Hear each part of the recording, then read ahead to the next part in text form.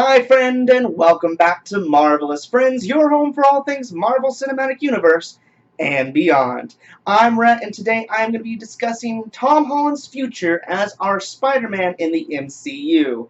Roll that credit.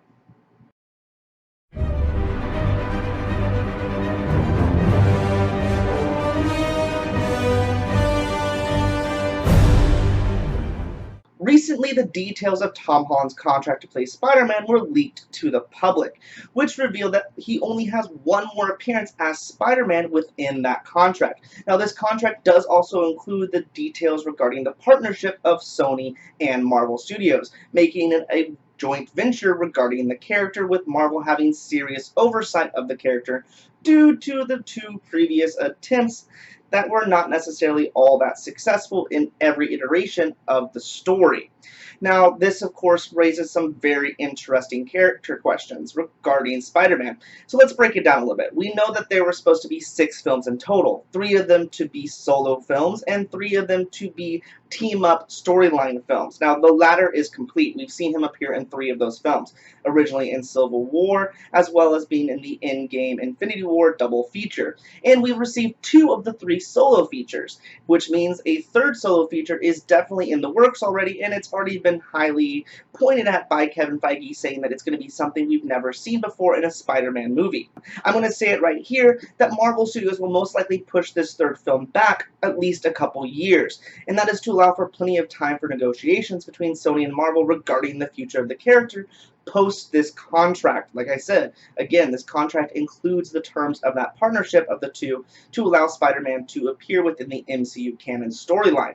And so Marvel is definitely going to want to make sure they have a plan regarding if that is going to be happening before they do this final film. However, even that final film has some potential risk with it, as there were additional stipulations regarding that third film in the contract of Tom Holland. Now, this specifically outlines that Far From Home, or at the time the second to-be titled Spider-Man solo feature, had to reach $1 billion in sales in the box office to maintain Marvel oversight of the film. Now, this oversight by Marvel Studios is what maintains canon continuality within the MCU. Which means there is a call to action right here. Once you finish this video, go see Far From Home for the first time, again, or whatever it may be. I personally have seen it twice already myself, and I definitely plan to go see it at least a third time to do my part to ensure that it hits this mark. Because if this film does not hit this mark, who knows what this could mean for the overall MCU story. It could have potentially detrimental effects to the overall continuality and smooth, well-constructed universe that is the MCU. Now, obviously, if this does happen and Marvel Studios loses its influence, they will draw a hard line in the sand regarding Spider-Man 3's portion of the MCU story, saying that it is not canon. However, because it is still going to be the same Spider-Man, there's definitely going to be some confusion that it will cause for many of the fans out there who will just assume that it's part of the rest of the MCU because it has been up to this point. And that is what could cause that potential real issue for the MCU storyline. Let's then look at all these options, going from one to another. So, option 1. The Far From Home movie does not hit $1 billion, and Sony decides to follow through with the contract, giving Marvel Studios the boot. And this means who knows what could happen. Hopefully, Sony will continue with a story that still fits in with the greater MCU for this third film, rounding out the story and completing something that still fits in with the canon and provides a clear break for the future. However, that is not necessarily the case, and like I said, this could be very detrimental to the MCU storytelling and the canon universe that they have worked so hard to create over the past decade, which means that they will have to address as to why Spider-Man and Tom Holland's character are no longer part of the MCU storytelling. And I want to say it, I don't believe just a general press conference is going to be enough. Like I said, it'll cause some continuality problems for fans who just see it as the same character. So it's something that's going to have to be addressed in the films as to why they are cutting off Tom Holland's Spider-Man from the greater part of the MCU. Option 2 is that the movie makes $1 billion, or even if it does fall a little short, Sony decides not to make the dumb move and continues working with Marvel Studios through this final film. However, either of these scenarios, it is the end of the contract, and there is not a renewal to extend the partnership beyond this third film, which means it will give a chance to finish off Peter Parker's role in the MCU and establish that cleared break, which, if this is going to happen, needs to be done properly. So there's a couple ways we could go here. The less favorable, of course, is killing off Tom Holland's Peter Parker, which would mean a break for several years that then would allow for the relaunch of Sony of a new Peter Parker franchise of their own. Another option, which I think personally would be something great and easy to do, is to basically suck Tom Holland's Peter Parker into another dimension of the multiverse, something that we do know technically exists, and this can basically be Sony's Spider-Verse of the multiverse film world, something that is a clear break. Now, this would also be an important kind of rounding out of the story for Sony as well, as whatever they do, if they do end up continuing a Tom Holland storyline of their own past this contract, that they will have to figure out a way to do something that causes a clear break from the MCU, as he won't be able to reference the Avengers or his relationship with Tony Stark anymore, as I'm sure that break will kind of end all of that for Sony's use as well. So I kind of like this idea of sucking him into a different dimension, potentially landing him in the same universe as Venom, so that kind of allows for that story crossover as well. Now, I will say again, I prefer the kind of dimensional displacement story for this transition if this is what happens, over killing Peter Parker. Marvel fans have dealt with a lot of loss right now. We've lost Tony Stark's Iron Man, we've lost Captain America with Steve Rogers, and of course we've lost Natasha and the Black Widow. And who knows how many other characters we're going to continue to lose in this next phase as actors' contracts expire. And to add Peter Parker's Spider-Man on that list would just be, I think, too much for the fans really to handle and cause some serious distrust, not only of Sony, but Marvel Studios as a whole, as they kind of are just seeing it as character killers. And I don't really want to see that happen.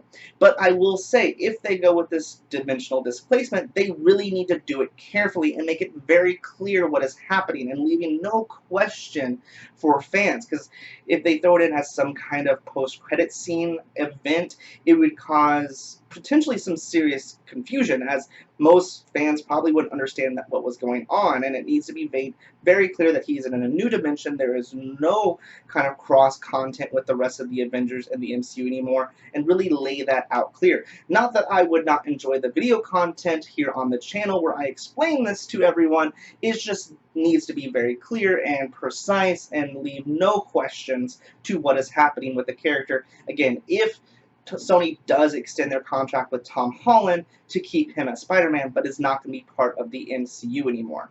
Option 3, of course, would be the most favorable for us as fans, and I will go on a limb here to say for Marvel Studios as well, and that is that Sony decides what's best for the character is to continue the partnership with Marvel Studios, allowing him to continue his role in the greater MCU, and allowing Marvel Studios to ensure proper use of the character's storyline.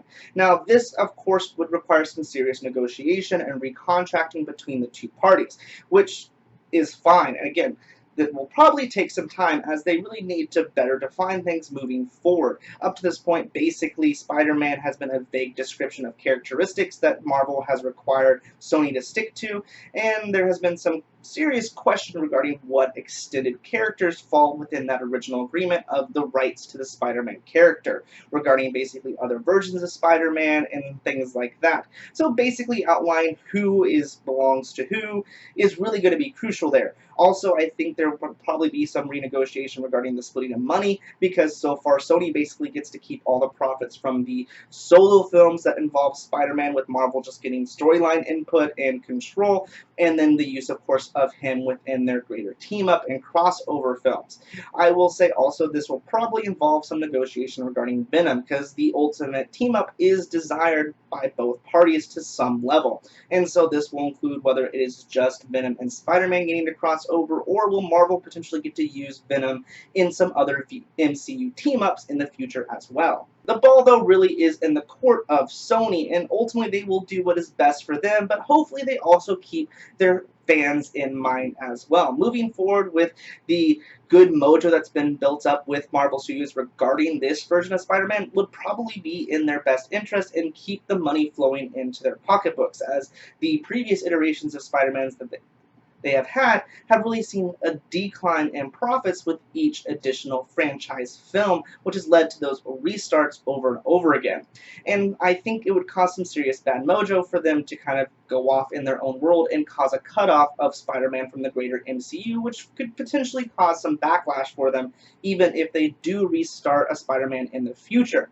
Now, I am not saying that in any way, right here and right now, that Marvel would do anything to purposely jeopardize the success of a Spider-Man film, because it is still a character that is recognized as part of the Marvel family, but it is inevitable with potentially having competition in the box office between the two parties' films, and I think they're in that alone really is an advantage for Sony to continue their partnership with Marvel to avoid box office competition, with them willing to work together to make sure that, a Venom movie doesn't launch on the same day as, say, a Avengers movie or something like that, which honestly, with the mojo and everything that Marvel Studios has, would ultimately probably do better than Sony's film in the box office if they're working against each other. Again, like I mentioned briefly before, I think because of all this, it will be a few years before we see Spider-Man reappear on the big screen. Though it does seem that probably Sony is in a hurry to push forward with Spider-Man 3, as it seems that they are eager to gain full control back of the character, regardless of the very beneficial profit margin they've received from this partnership. Either way, though, I would have to point out at certain things here that goes along with this, such as many people were pointing to Spider-Man being the tool that is used to introduce other characters into the MCU, such as the Fantastic Four. He was a big kind of player in the storylines that a lot of people were looking at when those rumors first surfaced, and based upon this information especially, I have to kind of say that's not going to be the case, even more so now than I did even when I recorded a video on those rumors back when they first surfaced. See the card here, because Marvel isn't going to make risky plans to use Spider-Man in ways that they're not sure he can. So they'll definitely be looking at potentially other characters to do that, if they're looking at other characters at all to introduce some new feature filmed characters in the MCU. I also mentioned back in my Phase 4 film prediction order that I really didn't see Spider-Man playing a role in Phase 4. Again, check the card for that video. Now, my whole thing was here that I thought that he was really heavily used in Phase 3, having 2 solo films in that phase and all 3 of his kind of team-up films happening as well, which means that I really felt that Marvel didn't want to really burn through the contracted appearances that kind of high level of rate, so putting him on a back burner for now to kind of give him a rest and save some of those films that were needed. However, at that time, I didn't know how few films he had left. Only having 1 now is kind of makes that even much more of a potential idea that Marvel would have. And this is mainly because of the unknown that all this information creates. Something, of course, that Marvel has had on their minds for a while now and has only been placed on ours here recently since this leak. So they're definitely going to want to make sure to have a clear plan for the character and what that Spider-Man 3 is going to look like. And so I say they probably have a placeholder for the film early in Phase 5, but we'll want to make sure they see how Far From Home does and kind of lay out that negotiational contract with Sony before they jump into the creation of the story for that film. We need to know, do we need to end the character, or do we need to kind of set him up for something greater in Phase 5? So again, I don't see Phase 4 happening for Spider-Man. I don't see him being used in team-up franchises and setting up of other characters in Phase 4. I see him really only looking towards that 3rd Spider-Man solo film, and that will either be the end or the beginning of a new story for the character.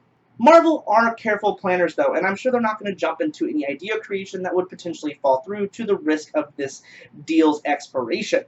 What do you think, though? I would love to know what your thoughts are regarding all of this information we've learned. Are you worried about the future of Spider-Man, or are you confident in how Marvel will negotiate everything moving forward, and how do you think they will navigate the character at this point, knowing everything that we do? I, of course, hope that we do not see the end of the story, and a continuation is had with Marvel regarding this Spider-Man, as we really only have just seen him kind of come into his own as Spider-Man in Far From Home. And it'd be a shame for this to be the second to last, if not the last, MCU appearance of this character, as there's really so much that could still be in his story now that he has really taken the Spider-Man title by the cojones, if you will. That, of course, though, is going to do it for this video, and I hope I haven't left you too worried about the current situation of Spider-Man. However, if you did enjoy this video and liked it, please make sure to give it a thumbs up and share it, as I really do appreciate it when you guys all do that. Also, make sure to subscribe and set those alerts to make sure you catch all my future videos. But until then, I do love you all 3,000, and I hope you have a marvelous rest of your day. Bye, friends!